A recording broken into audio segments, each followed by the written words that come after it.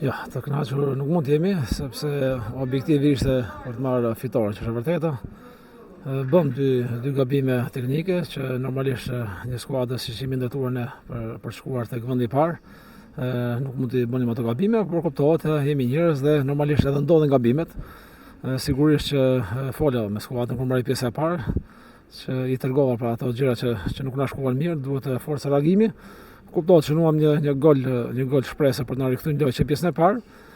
Skuadra ka bërë një super ndeshje, do ta quaj në pjesën e dytë, ka dërguar një forcë karakteri.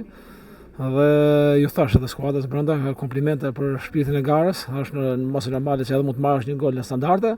Kuptohet, nuk jemi të kënaqur me barazimin, sepse duhet ta fitonim këtë ndeshje, duke qenë se kemi edhe lojtar me eksperiencë, pra mund ta kishim menaxhuar pak më mirë.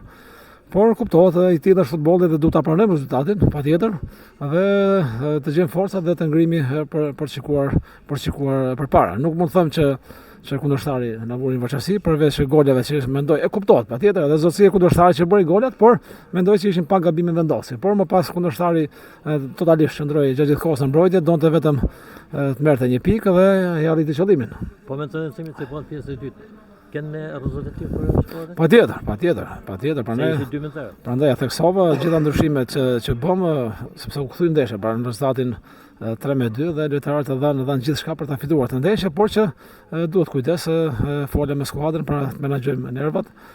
Nuk ka mbaruar asgjë, kuptohet deri ditën e fundit ne do të luftojmë me patjetër dhe të shikojmë kush është më i zoti deri në përfundim.